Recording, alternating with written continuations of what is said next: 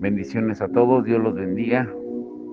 Bueno, yo espero de que cada uno de nosotros tengamos en claro nuestra resolución para este 2024, nuestro propósito, que no sea otro más que el de buscar más de el Señor. Y el título de hoy es Velemos, porque no sabemos el día ni la hora. ¿Qué significa esto? Pues que debemos estar alerta del fin de los tiempos y tener un anhelo por la venida de Cristo. Velemos porque no sabemos el día ni la hora. ¿Qué quiso decir Jesús refiriéndose a nuestra relación con la segunda venida cuando dijo velad en Mateo 24:42? Estad preparados en Lucas 12:40, velad en Lucas 21:36, mirad en Marcos 13:23 y mirad también por vosotros mismos en Lucas 21:34. Podemos responder esta pregunta examinando brevemente varios pasajes claves y comencemos con la parábola de las 10 vírgenes porque ilustra más claramente el significado de velar en Mateo 25 del 1 al 13. Y dice, entonces el reino de los cielos será semejante a 10 vírgenes que tomando sus lámparas salieron a recibir al esposo. 5 de ellas eran prudentes y 5 insensatas. Las insensatas, tomando sus lámparas, no tomaron consigo aceite, mas las prudentes tomaron aceite en sus vasijas, juntamente con sus lámparas. Y tardándose el esposo, cabecearon todas y se durmieron. Y a la medianoche se oyó un clamor, aquí viene el esposo, salid a recibirle. Entonces todas aquellas vírgenes se levantaron y arreglaron sus lámparas, y las insensatas dijeron a las prudentes, dadnos de vuestro aceite, porque vuestras lámparas se apagan. Mas las prudentes respondieron diciendo, para que no nos falte a nosotras y a vosotras, id más bien a los que venden y comprad para vosotras mismas. Pero mientras ellas iban a comprar, vino el esposo, y las que estaban preparadas entraron con él a las bodas, y se cerró la puerta. Después vinieron también las otras vírgenes diciendo, Señor, Señor, ábrenos. Mas él respondió y dijo, de cierto os digo que no os conozco. Velad pues, porque no sabéis el día ni la hora en que el Hijo del Hombre ha de venir. Algo que queda claro a partir de esta parábola es que todas las vírgenes, tanto las sabias como las insensatas, se quedaron dormidas mientras esperaban al novio. Cabecearon todas y se durmieron. De haber sido guardias o vigilantes, eso habría sido una falta. Sin embargo, a todas luces, no fue una falta en el contexto de las vírgenes que tenían como encargo acompañar al novio hasta el banquete de bodas, siempre y cuando estuvieran despiertas a tiempo para cumplir con su responsabilidad. Las 5 vírgenes sabias se dispusieron a hacer lo que se esperaba de ellas. Prepararon suficiente aceite para la venida. Se levantaron de su sueño cuando fueron llamadas, arreglaron sus lámparas y salieron al encuentro del novio. Las vírgenes insensatas no prepararon el aceite, no cumplieron con la misión que se les había encomendado. A la luz de lo anterior, parece extraño que la parábola termine con las palabras velad, pues porque no sabéis el día ni la hora, en Mateo 25:12. Velar significa literalmente permanecer despierto, pero ¿cómo puede verse en la manera como puede verse en la manera en que se usa la palabra en contraste con el sueño en Primera de Tesalonicenses 5:10? Ya sea que velemos o que durmamos, con todo, no resulta extraño porque Jesús no quiere decir que nuestra forma de prepararnos para su venida es permanecer físicamente despiertos. Él se refiere a que velemos en el sentido de estar despiertos a la realidad, especialmente a su realidad, y despiertos a nuestro llamado y a nuestras responsabilidades. Él quiere decir que deberíamos estar moral y espiritualmente alerta, lúcidos y con capacidad de discernir. Se refiere a que no caigamos en la insensatez mundana, como no tener aceite para las lámparas cuando esa es la tarea que se nos ha encomendado. Quiere decir que no vivamos inconscientes como sonámbulos de la actividad de Dios en el mundo o ignorantes de los engaños de Satanás. La cláusula del versículo 13 de Mateo 25 dice, porque no sabéis el día ni la hora. No da a entender que Jesús enseña acerca de un regreso en cualquier momento. O sea, en primer lugar, la segunda venida no dará tiempo para que los sonámbulos cambien su vida. No dará tiempo para que los que duermen arreglen todo lo que está descompuesto mientras tropiezan con todo en la oscuridad del letargo espiritual. Cualquier esfuerzo de último minuto para hacer reparaciones después de toda una vida de mundanalidad será hipocresía y no será el resultado de una verdadera vida espiritual, sino del simple oportunismo del miedo. Y eso conlleva la exclusión del banquete, porque dice en Mateo 25:10, pero mientras ellas iban a comprar, vino el esposo, y las que estaban preparadas entraron con él a las bodas y se cerró la puerta. La segunda lección que enseña la cláusula, porque no sabéis el día ni la hora, es que si dormimos espiritualmente, no estaremos despiertos para discernir los signos, las señales de su cercanía. Y esta es la razón por la que no es necesario un retorno en cualquier momento para dar sentido a esa advertencia. Permanecer despierto significa que si dormimos espiritualmente, no hay razón para pensar que estaremos despiertos espiritualmente. Por ejemplo, en 3 años o en 30 años, cuando el hombre de pecado estará usando el poder satánico sobrenatural para llevar cautivos a los que duermen, como Pablo dice en 2 de Tesalonicenses 2, 9 al 10. Y esto es lo que significa, porque no sabéis el día ni la hora. Usar la tardanza de Cristo como excusa, como pretexto para llevar una vida descuidada, constituye un error mortal. Ahora, en este último punto queda confirmado por la manera en que Jesús habla del administrador sabio y del administrador insensato en la siguiente ilustración que él da de la segunda venida en Lucas 12, 42 al 46. Y dice, y dijo el Señor, ¿quién es el mayordomo fiel y prudente al cual su Señor pondrá sobre su casa para que a tiempo les dé su ración? Bienaventurado aquel siervo al cual cuando su Señor venga le halle haciendo así. En verdad os digo que le pondrá sobre todos sus bienes. Mas si aquel siervo dijera en su corazón, mi Señor tarda en venir, y comenzare a golpear a los criados y a las criadas, y a comer y beber y embriagarse, vendrá el Señor de aquel siervo en día que éste no espera y a la hora que no sabe, y le castigará duramente y le pondrá con los infieles. Esta es una ilustración de la partida de Jesús al cielo después de su resurrección, cuando deja a sus discípulos en la tierra para llevar a cabo el ministerio que les ha encomendado. Y tal vez se refería a ministros de la palabra cuando dice que el Señor los pondrá sobre su casa para que a tiempo les dé su ración. Sin embargo, el principio aquí se aplica a todos los cristianos. Se pronuncia una bendición para el siervo fiel que cumple con su deber. El siervo alimenta a los de su casa. Nada se le ha dicho acerca de un regreso inesperado del Señor mientras él cumple fielmente con sus deberes.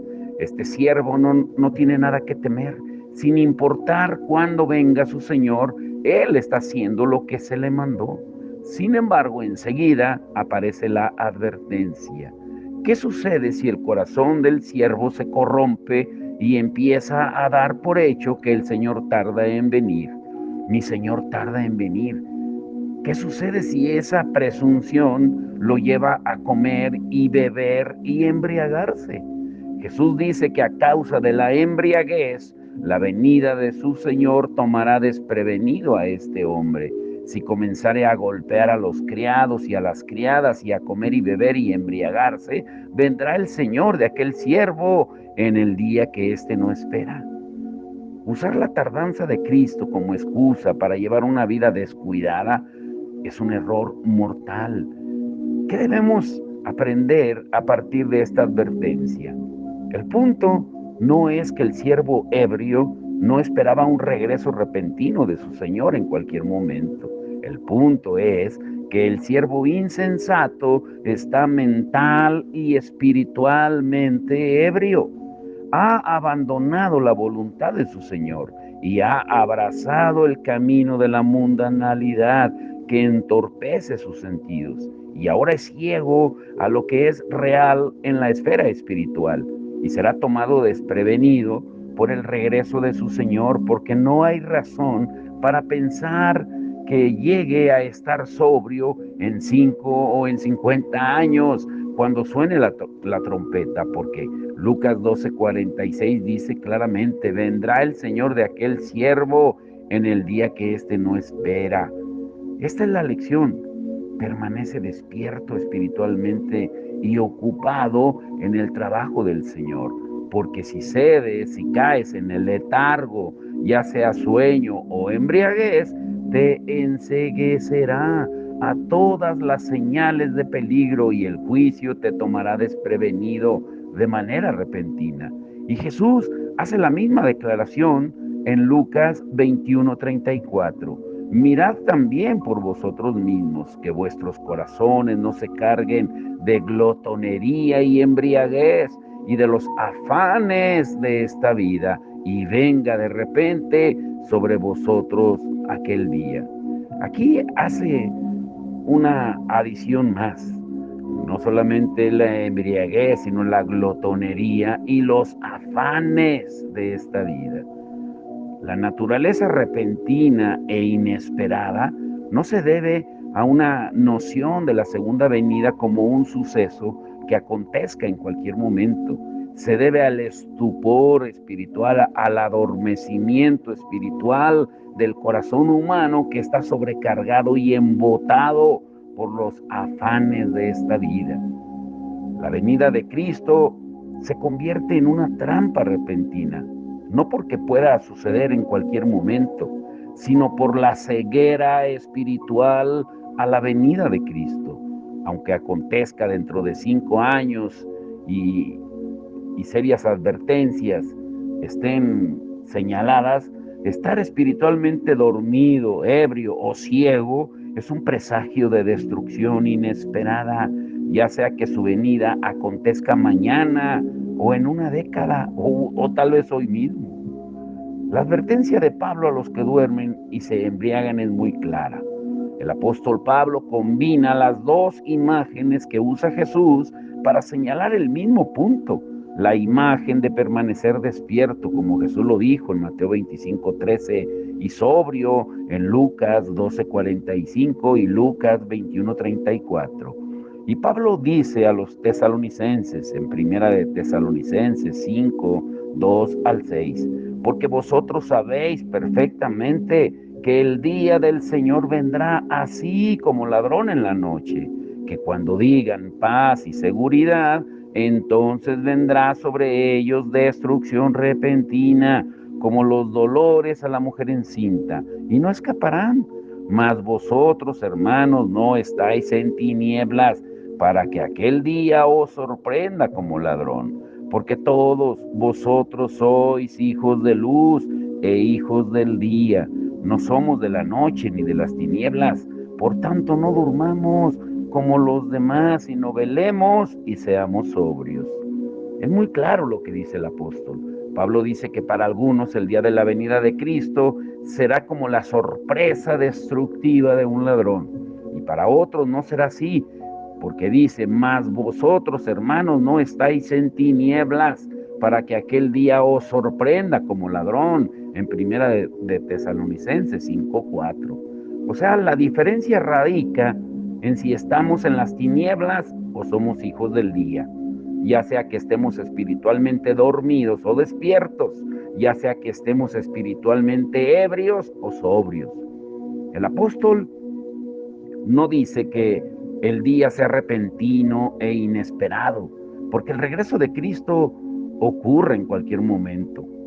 Antes bien se debe a una condición espiritual inconsciente que dice, hay paz y seguridad, porque esta condición espiritual es propia de las tinieblas, el sueño y la embriaguez.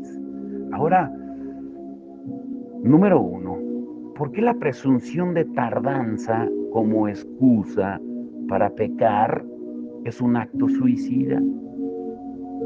O sea, la conclusión es que Jesús nos manda reiteradamente que estemos despiertos, listos, atentos, vigilantes y alerta, no porque la segunda venida tome desprevenidos a los discípulos obedientes, sino porque el estupor espiritual nos impide ser conscientes de lo que acontece en el mundo.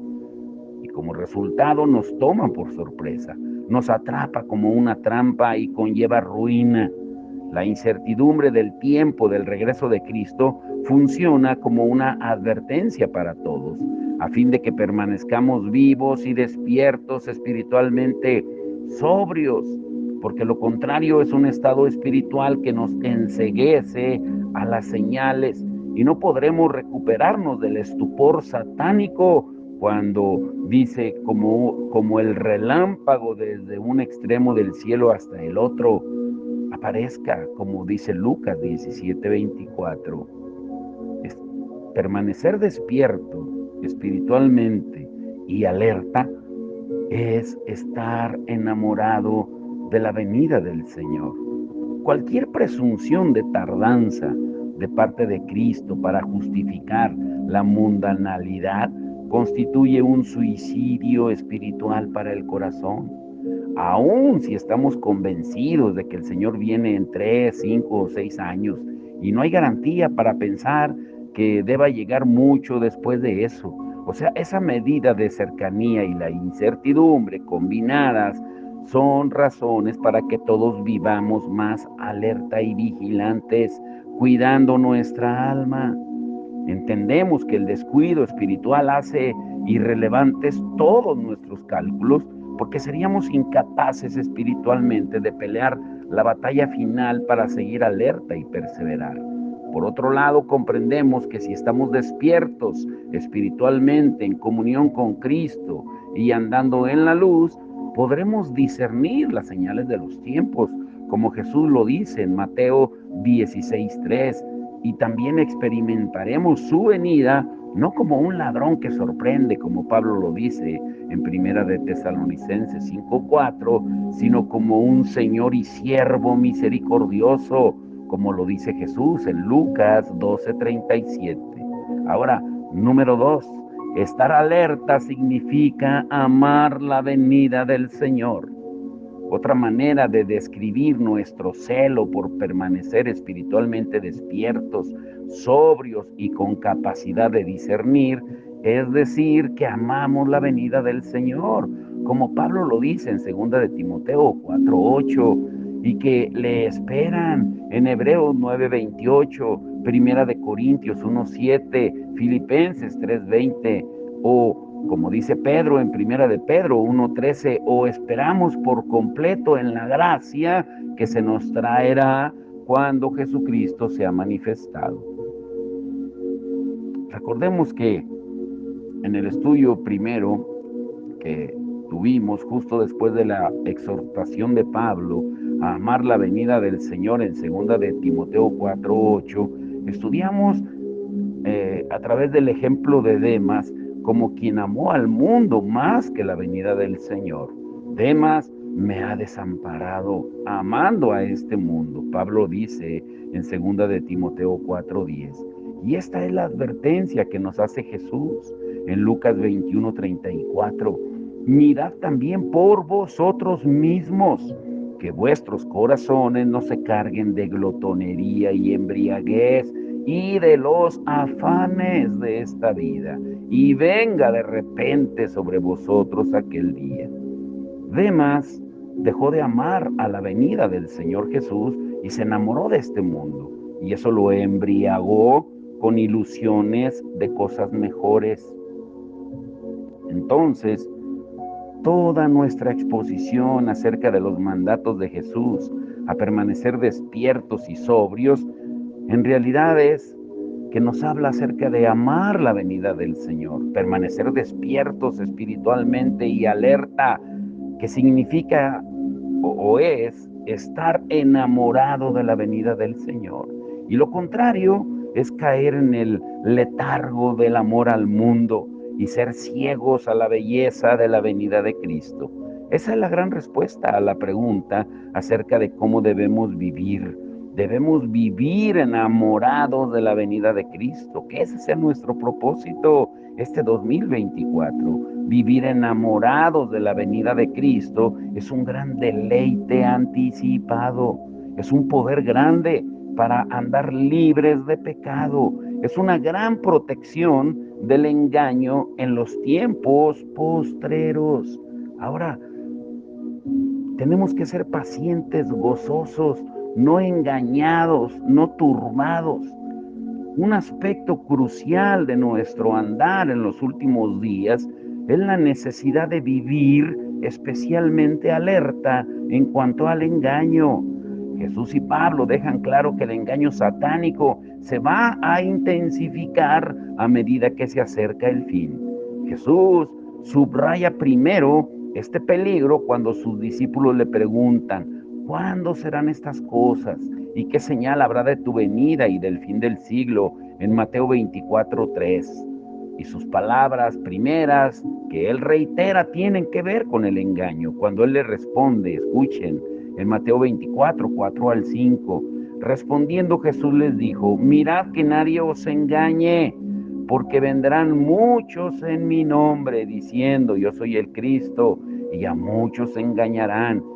Y en el versículo 11-13 de Mateo 24 dice: y muchos falsos profetas se levantarán y engañarán a muchos, y por haberse multiplicado la maldad, el amor de muchos se enfriará. Mas el que persevere hasta el fin, éste será salvo.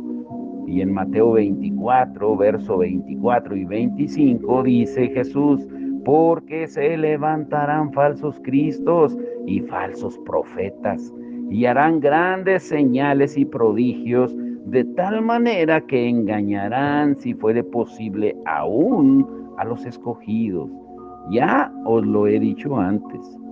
Cabe aclarar que el engaño está presente a todo lo largo de la historia como una señal característica desde el primer siglo hasta ahora. No obstante, la referencia de Jesús al aumento de la maldad, de la iniquidad, al hecho de que el amor de muchos se enfriará, la advertencia a perseverar hasta el fin y el aumento de señales y prodigios que por poco apartan a los elegidos, son todos evidencia del aumento del engaño del maligno al final de este siglo. Evidencian la culminación de un proceso. De ahí que Jesús advierte con urgencia en Mateo 24:4: miren que nadie los engañe. Esa es otra manera de decir: permanezcan despiertos. Amemos la venida del Señor, más que las atracciones engañosas que ofrecen los falsos profetas y los falsos cristos. Ahora, número 3, el engaño y el último suspiro del maligno. Pongan mucha atención aquí. Pablo conecta los engaños y las señales y prodigios engañosos en el último suspiro del maligno, cuando aparece el hombre de pecado. En 2 de Tesalonicenses 2:9-12 dice: La venida del inicuo es por obra de Satanás con gran poder y señales y prodigios mentirosos, con todo engaño de iniquidad para los que se pierden, por cuanto no recibieron el amor de la verdad para ser salvos. Y por esto Dios les envía un poder engañoso para que crean lo que es falso, a fin de que sean condenados todos los que no creyeron a la verdad, sino que se complacieron en la injusticia. Este podríamos llamarlo el último suspiro del maligno, porque en el versículo 8 Pablo dice que ese hombre inicuo, satánico y engañoso morirá en la venida final del Señor Jesús. Se manifestará aquel inicuo, a quien el Señor matará con el espíritu de su boca y destruirá con el resplandor de su venida. Así pues, el engaño acerca del cual Pablo nos alerta es el último esfuerzo de Satanás por destruir al pueblo de Cristo. La última frase del versículo 12 es muy reveladora. Dice, se complacieron en la injusticia. Ese acto de complacerse en la injusticia es lo opuesto a creer la verdad. Ellos no creyeron a la verdad, sino que se complacieron en la injusticia. Asimismo, creer a la verdad incluye el amor de la verdad. Esto significa que la mayor protección contra el engaño satánico en los últimos días no es únicamente estar de acuerdo con la verdad, sino amar la verdad. Y la gloria futura, que es el corazón de esa verdad, es la venida de nuestro Señor Jesús. Por lo tanto, Pablo nos exhorta a amar la verdad de su venida, a amar su manifestación en 2 de Timoteo 4:8. Pero, ¿cómo debemos entonces vivir en los últimos días? ¿Debemos vivir en alerta máxima contra el engaño? Y parte esencial de esa actitud de alerta no es un espíritu de temor, sino de amor sincero por la venida del Señor. Porque como lo dice Juan, en 1 Juan 4:18, el perfecto amor de Dios echa fuera todo temor. O sea, debemos estar en alerta, pero no turbados. Vivir en alerta máxima contra el engaño no significa vivir con un espíritu turbado, miedoso. No, amor, no turbación. Es la mejor protección contra el engaño. Jesús y Pablo dejan esto muy claro, como ya lo estudiamos acerca de las coincidencias que tienen Jesús y Pablo. Y la palabra que usaron, turbar, aparece solo 2 veces en el Nuevo Testamento, en el contexto de los postreros tiempos. Una está en los escritos de Pablo y otra en las enseñanzas de Jesús. Y en ningún otro pasaje aparece. Inmediatamente después de la advertencia a no ser engañados por falsos cristos, Jesús también nos amonesta acerca de la turbación. En Mateo 24, 5-6, dice, porque vendrán muchos en mi nombre diciendo yo soy el Cristo, y a muchos engañarán, y oiréis de guerras y rumores de guerras. Mirad que no os turbéis, porque es necesario que todo esto acontezca, pero aún no es el fin. Las palabras es necesario que todo esto acontezca quieren decir que los planes invencibles de Dios se están llevando a cabo. Las cosas no están fuera de control. Permanezcan alerta, pero no se turben. Las palabras, pero aún no es el fin, quieren decir que debemos resistir cualquier histeria que exagere la inminencia de la venida del Señor. Dios Padre y solo Él decidirá cuándo viene el fin, y Él es nuestro Señor, Salvador y amigo. Si Él determina que perseveremos durante meses o años o décadas, Él nos va a suplir lo necesario para que vivamos en alerta, pero no en turbación, es decir, para vivir enamorados de la venida del Señor. Y Pablo usa la misma palabra turbar para señalar el mismo punto. Os rogamos, hermanos, que no os dejéis mover fácilmente, ni os conturbéis, en el sentido de que el día del Señor está cerca. Dice Pablo en 2 de Tesalonicenses 2, 1 al 2. Se trata en esencia de la misma advertencia que hizo Jesús. Mirad que no os turbéis, aún no es el fin. El corazón del cristiano no debería ser afectado por las especulaciones acerca de los postreros tiempos. No debemos dejarnos arrastrar por predicciones, sensaciones que carecen de una base bíblica sólida. No deberíamos caer en manías o locuras, ni en intrigas basadas en teorías humanas acerca de las señales que no son evidencia segura de la inminencia del Señor. Y hay 3 ingredientes que necesitamos para poder hacerlo. La mayor protección, escucha bien esto, quédate con esto. La mayor protección contra el engaño satánico en los últimos días no es únicamente estar de acuerdo con la verdad, sino amar la verdad. Pero ¿cuáles son esos 3 ingredientes que necesitamos para amar esa verdad? ¿Cuáles son? ¿Mm? Para que se manifieste la justicia que vendrá con el Señor y su bondad. Mañana lo estudiaremos. Por hoy, quédate con esto. Lo que acabamos de ver, debemos estar velando, estar alerta de lo que viene, porque los dolores de parto ya los estamos viviendo.